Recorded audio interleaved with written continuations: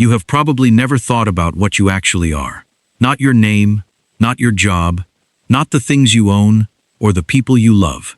You, the thing behind your eyes that reads these words right now and knows it is reading them. That awareness, that presence. You take it completely for granted because it has never once stopped. Every morning it returns. Every night it waits. It has been there so consistently across your entire life that you assume it is simply what you are. Now imagine it stops. Not death, not sleep, a coma. The body continues. The heart beats. The lungs inflate and deflate with mechanical regularity. The brain produces electrical activity across billions of neurons. But the thing you call you, the awareness behind the eyes that makes all of that feel like something, vanishes completely. No dreams, no sense of time passing, no experience of any kind, just absence. And the strangest part is this. With every tool modern neuroscience has available, doctors cannot fully explain where it goes, or whether it goes anywhere at all, which raises a question almost nobody thinks to ask. If you disappear completely and your body keeps running without you, what exactly are you? Is there even a you to disappear? Most people think the answer is obvious. You are your brain. The brain goes offline in a coma, so you go offline too. Consciousness is just brain activity, and when the brain stops producing it in the right way, you temporarily cease to experience anything. Simple, mechanical, solved. But that explanation has always been incomplete. Because if consciousness were simply brain activity, then the moment brain activity returned, you should return with it, unchanged, continuous, the same person who went under. And that is not what happens. Not even close. Coma survivors do not simply switch back on. They return to a self that has been somewhere or nowhere for days, weeks, sometimes years. And what they report when they come back has been forcing neuroscientists to ask questions they are not comfortable asking. It started with the scans. In 2006, neuroscientist Adrian Owen at Cambridge University put a coma patient into an MRI scanner. The patient showed no external signs of awareness, no eye movement, no response to voice. By every clinical measure, nobody was home. Then Owen asked the patient to imagine playing tennis, and the scanner lit up. The exact same regions of the brain that activate in a fully conscious person imagining tennis activated in this patient who appeared to have no consciousness at all. Something was in there. Something was listening. Something was following instructions. Owen repeated the experiment across dozens of patients classified as vegetative. He developed a system of yes and no questions, answered entirely through imagined movement. Imagining tennis for yes. Imagining walking through a familiar house for no. Patients who by every external measure had no consciousness began answering questions about their own lives, their own pain levels, their own wishes about treatment. Roughly 1 in 5 showed the same hidden awareness. 1 in 5 people diagnosed as completely unconscious were, in some measurable sense, still there, still listening, still capable of something that looked very much like thought. The clinical definition of a coma had been quietly wrong for decades, and nobody had known because nobody had thought to ask the patients. Then the cases got stranger. In the 1980s, researchers began documenting something called terminal lucidity. Patients who had been unresponsive for months, sometimes years, would suddenly become fully alert hours or days before death. They would recognize family members, hold conversations, say goodbye, then slip back under and die. The brain that had been producing no meaningful activity suddenly produced complete coherent consciousness for a window of hours. Nobody has adequately explained how a damaged brain, incapable of sustaining awareness for months, suddenly generates perfect clarity at the end. The phenomenon has been documented hundreds of times across multiple countries. It has no satisfying neurological explanation. Something was coming back, something that had been somewhere. And here is where things become deeply uncomfortable. Because some coma patients do not report absence at all. They report experience. Not the fragmented experience of dreams.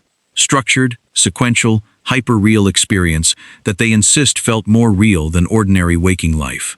In 1991, A woman named Pam Reynolds underwent a procedure so dangerous that surgeons deliberately stopped her heart, drained all blood from her brain, and dropped her body temperature to 60 degrees Fahrenheit. By every neurological measure, she was clinically dead for 45 minutes. When she woke, she described in precise detail the surgical instruments used, specific conversations between surgeons she could not have heard, and the exact moment a bone saw was activated. She described watching her own surgery from above the operating table. Her account was verified against the surgical record. The details were accurate. Her brain had been producing no electrical activity, no blood flow, no physiological basis for experience of any kind, and she had experienced something. Neuroscientists have spent decades trying to explain cases like hers without disturbing the assumption that consciousness is purely a product of brain activity. The explanations have become increasingly strained. Residual hearing, memory contamination, confabulation. But the volume of documented cases has made those explanations progressively harder to maintain. In 2014, a major study published across 15 hospitals in 4 countries tracked 2,060 cardiac arrest patients. Of those who survived, 40% reported some form of awareness during the period when their hearts had stopped and their brains were producing no measurable activity. That is not a handful of unusual cases. That is nearly half of survivors reporting experience from inside neurological silence. But here is the part most people never think about. The question of where you go in a coma is not just a medical question. It is a question about what you are when you are not thinking. Your brain processes approximately 11 million bits of information per second. Your conscious mind accesses roughly 40 of them. The rest happens without you. Your heart beats without you deciding to beat it. Your immune system fights without you directing the fight. Your body maintains a temperature of 98.6 degrees without you monitoring the thermostat. Your lungs expand and contract without you choosing to breathe.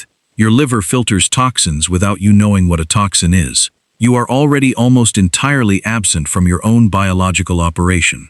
The part of you that feels like you, the awareness, the voice in your head reading these words right now, is a tiny passenger in a vessel that does not need you to function. The coma does not introduce a new condition. It takes the existing condition to its logical extreme. It removes the 40 bits. And the body keeps running perfectly well without them. Which means the question is not how the body survives a coma. The body always knew how to survive without you. The question is what happens to the 40 bits. Which leads to the thought that makes neuroscientists genuinely uncomfortable. If your body functions completely without your awareness, and if something measurable persists inside neurological silence, and if the self that returns from a coma sometimes returns, changed in ways that have no neurological explanation, then what is the relationship between your brain and the thing you call you? Are you something your brain produces, or are you something your brain receives? The distinction sounds philosophical. In neuroscience laboratories in 2024, it is an active and unresolved empirical question. The honest answer is that nobody knows.